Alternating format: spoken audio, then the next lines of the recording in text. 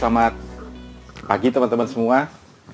Kali ini saya nggak akan bicara soal hukum waris, tidak bicara soal financial planning, investasi dan sebagainya. Hari ini saya mau cerita tentang hal yang banyak teman-teman saya nanya gitu ya, terutama kalau yang pernah ketemu saya di Zoom gitu ya, selalu tanya, di belakang saya ini ada rak buku, isinya buku tentu saja. Ini rak buku beneran ya, bukan backdrop yang dicetak pakai digital printing. Rata-rata pertanyaan mereka adalah, apakah buku-buku ini memang disiapkan untuk backdrop atau virtual backdropnya Zoom, atau buku-buku ini dikumpulkan memang sengaja untuk jadi latar belakang aja gitu ya. Dan kalau ngumpulin buku sebanyak ini butuh waktu berapa lama, dan apakah sudah pernah dibaca semua? Oke, nah karena ada pertanyaan itu, saya akan ceritakan nih tentang rak buku saya ini. Nanti akan ada dua rak buku, yang ini yang di belakang saya, satu lagi di depan saya. Nanti bedanya apa gitu isinya, saya akan ceritakan buat teman-teman semua. Oke ya, yuk kita bedah satu-satu. Oke, nah buku pertama yang jadi koleksi saya sebelum menjadi beranak pinak sebanyak ini adalah bukunya M.H. Ainun Nadjib. Itu adalah buku pertama yang pernah saya beli. Jadi buku ini saya beli ketika saya masih kuliah ya, tahun 1990, lama banget ya. Udah berarti sudah 31 tahun yang lalu. Jadi kalau teman-teman nanya apakah saya ngumpulin buku ini sejak zaman kuliah, ya. Cuman kalau buku kuliah, buku pelajaran tidak ada di sini, karena dulu kami punya tradisi bahwa buku kuliah itu adalah turunan dari kakak kelas. Jadi kita hanya sewa. Begitu kita naik tingkat, buku itu akan jatuh kepada adik kelas kita. Jadi untuk buku-buku kuliah saya udah nggak punya sama sekali. Nah, ini adalah buku-buku koleksi pribadi saya. Nah, balik lagi. Tadi buku pertama saya yang saya beli adalah ini nih. Bukunya M.H. Ainun Nadjib. Ini ya. Koleksi saya nanti cukup komplit. M.H. Ainun Nadjib ini adalah buku pertama. Judulnya Lautan Jilbab. Jadi waktu itu tahun 1988 itu ada konser puisi, seingat saya, di Jogja. M.H. Ainun Nadjib membacakan salah satu syairnya yang judulnya Lautan Jilbab. Ini jadi satu fenomena pada waktu itu gitu ya. Dan buku ini terbit tahun 89. Ini adalah cetakan pertama tahun 89 yang saya bisa dapatkan tahun 90 di kota Malang. Jadi saya kuliah di Bogor, jauh-jauh ke Malang, karena saya nyari buku ini buku susah banget pada waktu itu.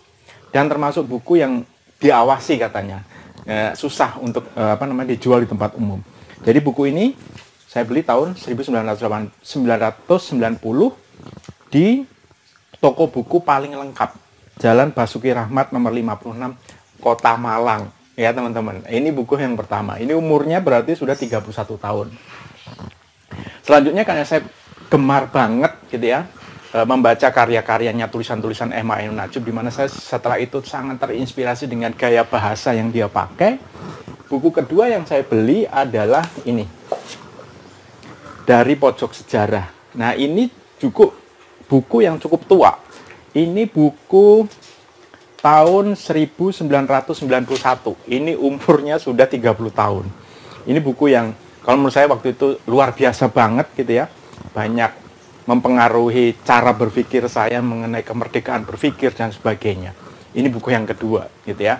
Nah, setelah itu saya mulai menggemari karya-karya sastra, walaupun saya kuliah di yang berbau-bau teknologi, tetapi saya suka dengan karya-karya sastra. Selanjutnya buku lain yang saya beli adalah, kalau nggak salah, buku ini. Judulnya Kyai Sudrun Gugat. Ini dibeli tahun 95. Tetapi sebelum membeli buku ini buku religi, ya, religi, tetapi dikemas dalam bahasa-bahasa yang jenaka gitu ya, di mana diceritakan ada seorang tokoh namanya Kyai Sudrun. Nah, sebelum membeli buku ini, saya pernah membeli buku yang bukan tulisannya M.H. Ainun Nadjib. Tulisan siapa? Bentar, saya ambilin. Bukunya adalah judulnya ini, Para Priyayi. Ini tulisannya almarhum Pak Umar Khayyam. Ini saya beli tahun 1992, jadi umurnya sudah 29 tahun buku ini.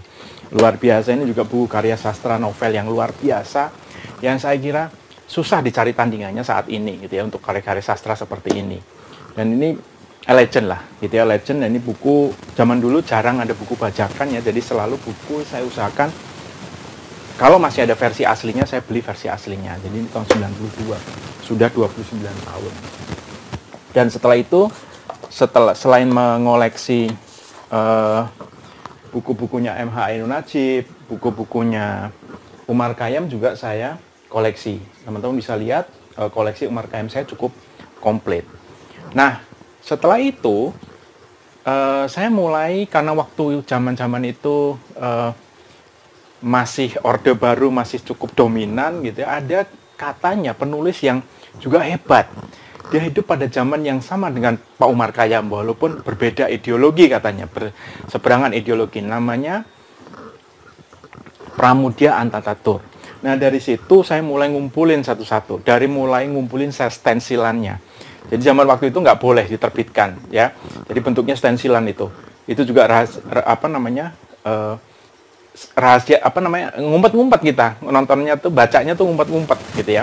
Jadi akhirnya saya bisa dapat buku-bukunya versi cetakannya, itu dari mulai Bumi Manusia, Anak Semua Bangsa, dan Jejak Langkah. Rumah Kaca ya. Jadi ini satu tetralogi. Empat-empatnya saya bisa dapatkan baru di tahun-tahun 2000-an ketika buku ini sudah bisa diterbitkan dengan bebas. Tapi saya sudah baca buku-buku ini tahun 90-an gitu ya. Dan ini juga mempengaruhi cara saya berpikir.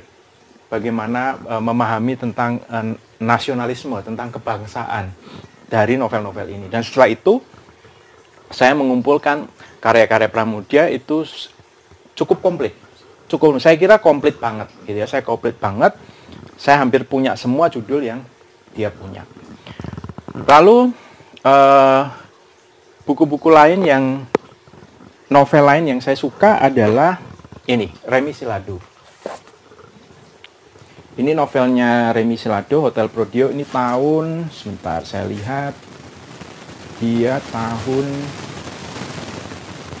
2010. Ya, ini buku umurnya udah 11 tahun. Ini juga novel yang luar biasa, di luar yang Sampokong. Ini juga keren banget gitu ya. Bayangin teman-teman baca novel setebal ini. Tapi kalau teman-teman suka baca dan menggemari karyanya, cara Remi Silado bertutur, baca novel kayak gini, nggak nyampe seminggu pasti sudah habis gitu ya. Nah, Sampokong ini novel sejarah sebenarnya yang diterbitkan di tahun 2004. Jadi ini buku umurnya sudah 17 tahun. 17 tahun, ini 11 tahun. Jadi luar biasa banget gitu ya.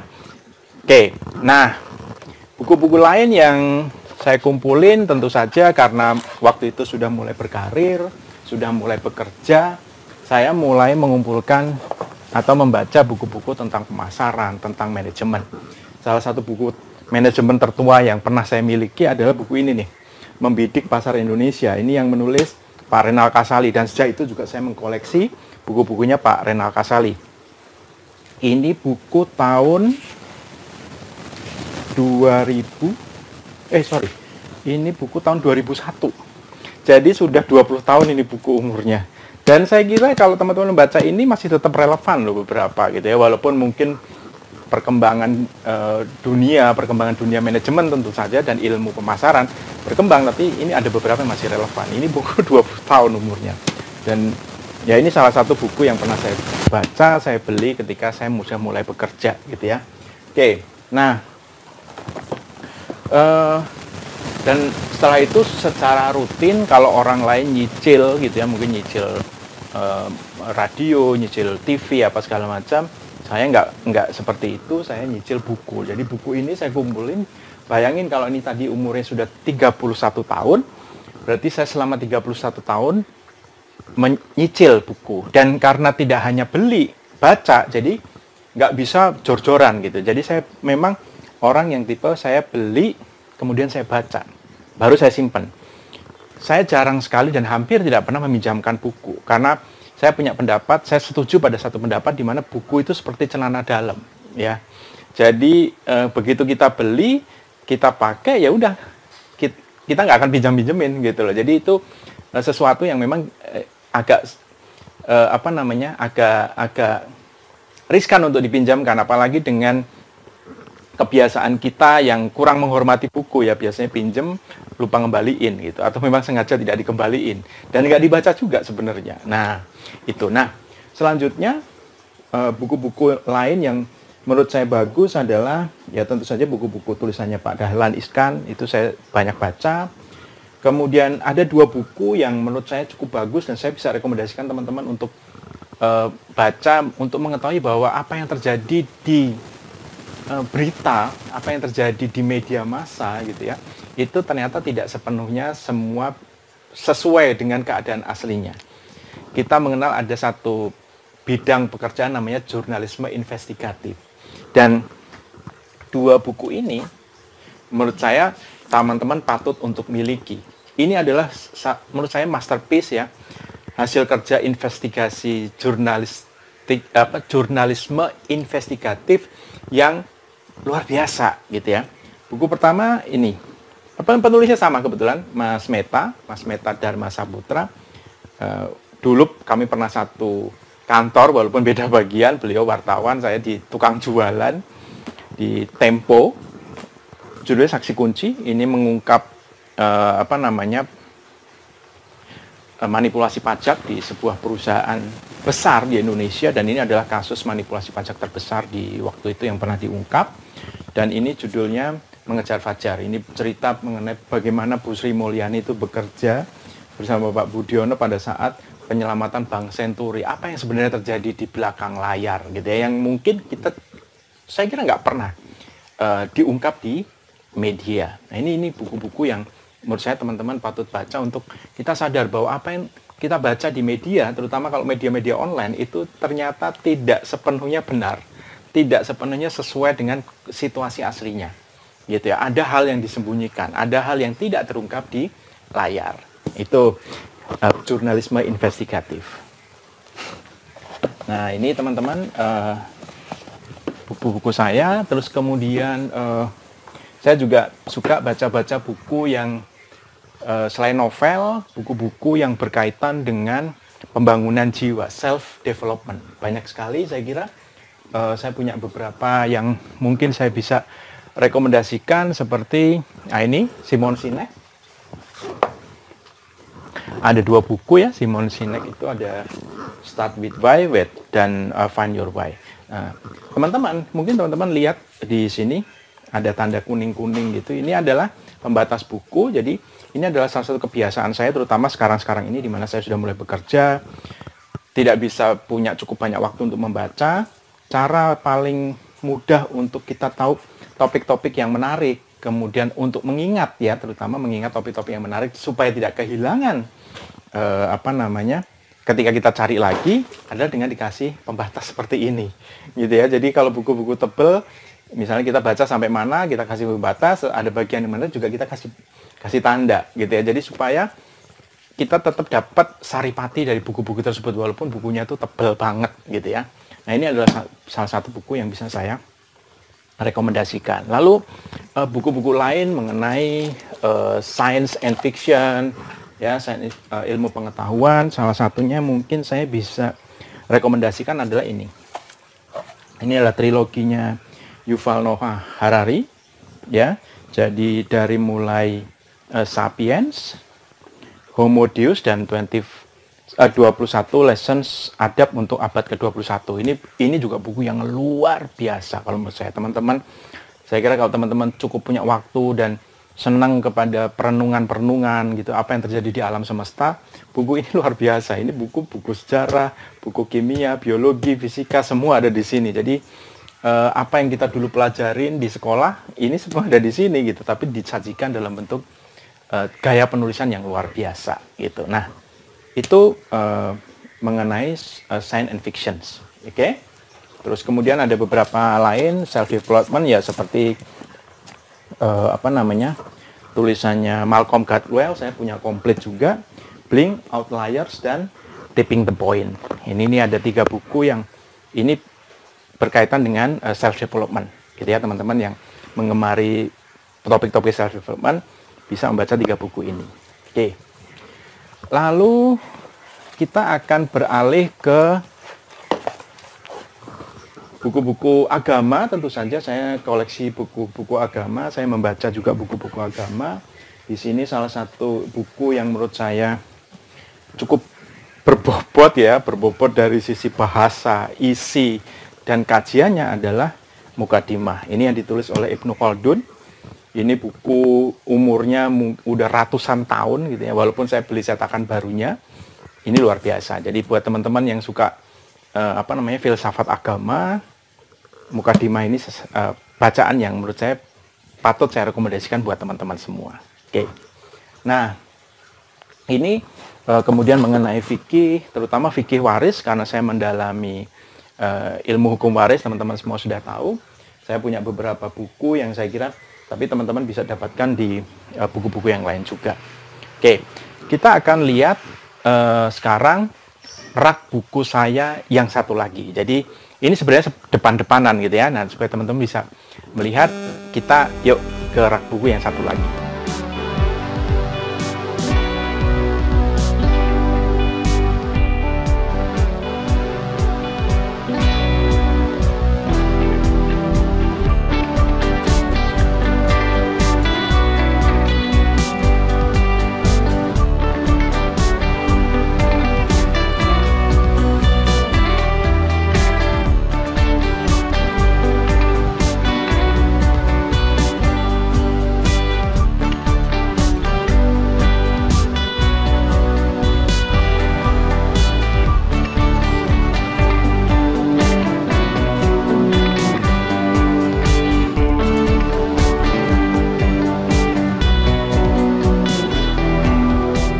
Oke, nah di rak buku yang kedua ini adalah tempat saya menyimpan buku-buku yang relatif baru, gitu ya.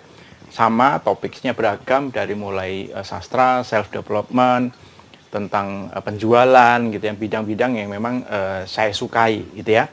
Nah, di sini ada beberapa yang saya bisa highlight, gitu ya, yang mungkin koleksi-koleksi yang menurut saya menarik. Pertama, buku-buku yang ditulis oleh Buya Hamka. Jadi saya punya beberapa buku yang ditulis oleh Buya Hamka. Salah satunya yang saya bisa rekomendasikan kepada teman-teman semua adalah Mutiara Falsafah Buya Hamka. Ini ada beberapa seri buku. Salah satunya menurut saya penting atau buat saya sangat berpengaruh pada hidup saya adalah Falsafah Hidup yang ditulis oleh Buya Hamka. Ini ada buku ini cukup baru. Ini tahun 2000. Saya beli tahun 2020 ketika saya berangkat umroh, sebelum berangkat umroh. Jadi ini sebagai teman di perjalanan waktu itu. Nah, ini ada beberapa lain buku dari Buya Hamka dan orang-orang yang menulis tentang Buya Hamka yang saya miliki. Itu yang pertama. Terus kemudian berkaitan dengan sastra, itu ada tulisannya Ahmad Tohari. Tentu saja kalau Anda penggemar sastra pasti tahu Ahmad Tohari. Saya punya serinya, bukan seri ya, maksudnya beberapa novel yang beliau tulis, mulai dari Begisar Merah, Di Kaki Bukit Cibalak, Orang-orang Proyek, itu saya komplit, ada semua Ahmad Tohari. Dan saya sukanya dari Ahmad Tohari adalah settingnya selalu di desa dan diceritakan dengan bahasa yang sederhana. Jadi itu sangat mudah untuk kita pahami gitu, dan kita bisa larut. Apalagi saya yang pernah hidup di kampung, jadi lebih mudah buat saya untuk mencerna dan memfantasikan cerita tersebut gitu ya. Nah, ini Ahmad Tohari. Kemudian beberapa buku lain yang menurut saya ada penting dan ada di sini adalah ini ya, Ronggeng Dukuh Faruk, pasti teman-teman juga tahu, tapi ini cetakan udah lama banget. Ini cetakan tahun 2003, jadi umurnya udah 18 tahun. Ini juga salah satu legend lah ya, legend sastra di Indonesia. Oke, nah di atas ada koleksi Terelie yang menurut saya juga beberapa saya baca gitu ya, karena menarik gitu ya, bahasanya juga sederhana. Terus kemudian di atas sana lagi itu ada koleksinya Andrea Hirata. Saya komplit juga Andrea Hirata, jadi tidak cuma Laskar Pelangi, tapi Laskar Pelangi, Mariamah Karpov, Eden Shore, itu ada semua. Bahkan ada novel yang bercerita sebelum muncul tokoh namanya Mariamah Karpov. Jadi ada buku Guru Aini, kemudian Sirkus Pohon, Padang Bulan, dan cerita di balik cerita. Nah, itu semua adalah background sebelum muncul tokoh Mariamah Karpov. Gitu. Ini menariknya.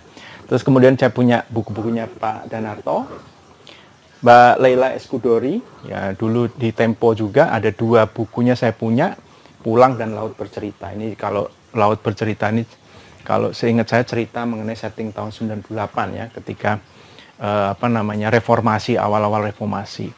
Plus yang paling penting buat saya adalah waktu itu koleksi saya harus punya adalah buku-bukunya Golagong. Sorry, saya agak susah untuk menjangkau.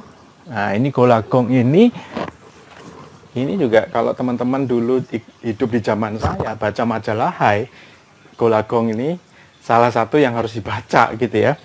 Balada Si Roy. Dan ini tokoh yang menurut saya mempengaruhi jalan hidup saya loh. Karena Jeans Biru saya baca itu waktu zaman SMA, naik turun kereta ekonomi, adventure gitu ya.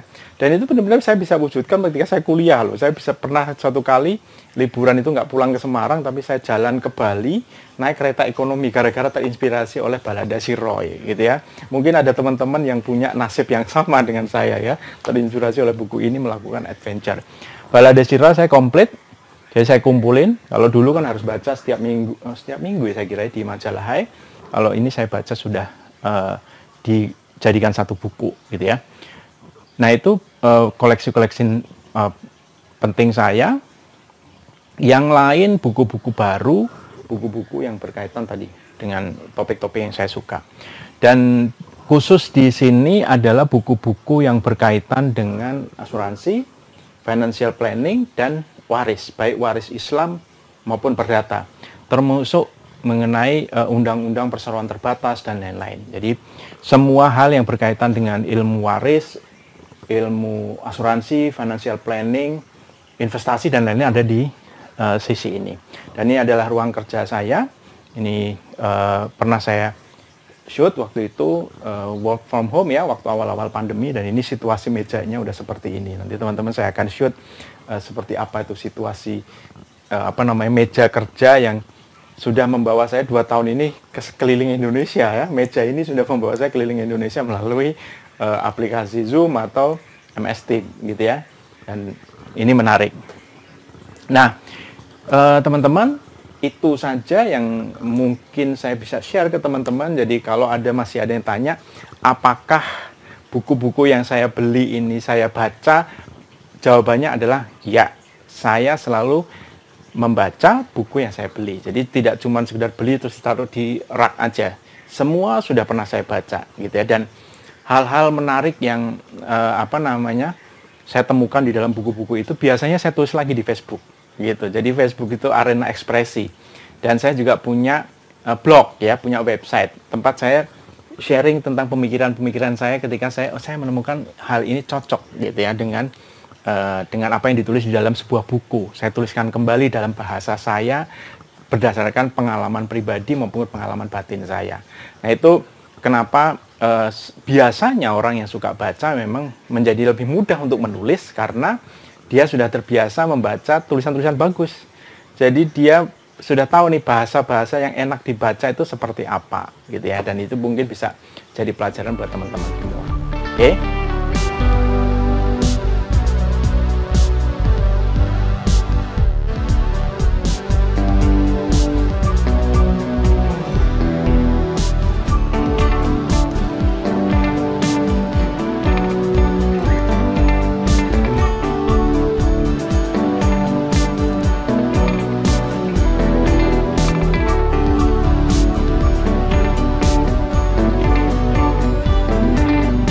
Sebelum saya tutup, ini ada beberapa buku baru yang saya baca dan belum masuk ke rak gitu ya. Ada beberapa teman yang bertanya berapa budget yang saya keluarin buat buku setiap bulan dan di mana saya beli. Plus kalau saya misalnya memutuskan untuk membeli sebuah buku, biasanya berdasarkan apa sih gitu kan? Kan kita kadang-kadang suka bingung ya, ini buku bagus atau enggak gitu ya. Bahkan kadang kita butuh rekomendasi, betul. Jadi pertanyaan pertama saya perlu jawab bahwa setiap bulan minimal saya harus beli 1 buku. Ya, saya tidak pernah mentargetkan untuk banyak-banyak. Kenapa?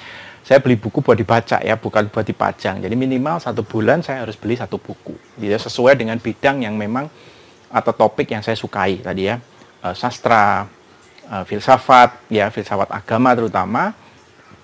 Kemudian topik-topik ya tentunya keuangan, waris dan lain-lain ya. Terus yang kedua, berapa budget? Saya tidak pernah kasih batasan budget gitu ya. Kalau buku itu bagus banget, berapapun saya beli gitu ya. Di antara buku-buku ini tentu saja ada yang harganya di atas sudah ratusan ribu, tapi yang jutaan belum ada gitu ya. Bahkan ada buku yang saya pesan khusus langsung dari Inggris. Contohnya ini. Nah, ini harga buku sama ongkos kirimnya itu lebih mahal ongkos kirimnya. Ini saya pesan langsung dari penerbitnya di Book Depository ya. Judulnya The Tiananmen Paper. Ini buku ini nggak beredar di Indonesia. Ini juga buku menurut saya bagus banget untuk kita tahu bagaimana Cina itu bisa berubah seperti sekarang ini. Ini adalah salah satu cerita buku yang bercerita tentang background-backgroundnya yang kita nggak mungkin belum pernah temukan di buku-buku yang ada di Indonesia. Nah ini buku saya pesan di Inggris. Ini harganya mungkin kalau di Indonesia kan mungkin sekitar 250-300 ribu, tetapi ongkos kirimnya mahal banget, gitu ya. Ini. Nah itu budget, berkaitan dengan budget. Lalu pertanyaan ketiga, dari mana saya misalnya saya mesti memutuskan untuk beli buku apa sih gitu kan? Saya biasanya membaca review-review, ya review-review teman-teman dari berbagai macam sumber di internet biasanya. Ada biasanya review-review buku, kemudian di Instagram juga ada bukan satu akun ya, satu topik yang biasanya tagarnya books itu suka kasih rekomendasi ke buku bagus gitu ya di luar film. Dan kadang-kadang rekomendasi itu datang dari teman-teman yang memang suka baca buku. Kamu udah baca buku ini belum? Ini buku ini bagus gitu ya. Dan biasanya setelah saya baca reviewnya terus kayaknya cocok, ya saya beli gitu ya. Bahwa perkara begitu sudah dibeli baru dibaca setengah kok kayak nggak menarik, ya itu urusan lain, yaitu rezeki. Tapi itu caranya. Jadi yang pertama memang kita harus punya topik yang kita sukai supaya kita nggak ngacak-ngacak gitu ya, supaya kita juga nggak bingung sendiri gitu ya. Apa sih sebenarnya yang saya cari gitu kan. Yang kedua, kita ya pastikan punya budgetnya, harus gitu ya. Jadi sama seperti menabung, ini juga menabung. Dan bergaulah memang dengan komunitas yang memang sesama pecinta buku. Jadi kita bisa dapat rekomendasi buku-buku yang bermutu gitu ya. Dan itu yang membuat koleksi ini akhirnya menjadi banyak. Dan saya berharap sih koleksinya nambah terus ya. Space-nya di sini sudah hampir habis. Di sini sudah masih ada 1-2 kotak lagi, mungkin masih cukup lah untuk menampung sekitar 40-50 buku lagi gitu ya. Jadi masih cukup ada space buat saya untuk ngumpulin buku-buku baru. Dan mungkin dengan itu saya bisa banyak berbagi dengan teman-teman semua. Oke, nah itu teman-teman yang saya bisa share mengenai buku-buku yang saya miliki. Beberapa buku mungkin sudah nggak terbit lagi gitu ya, dan beberapa buku sudah saya miliki lebih dari 30 tahun gitu ya.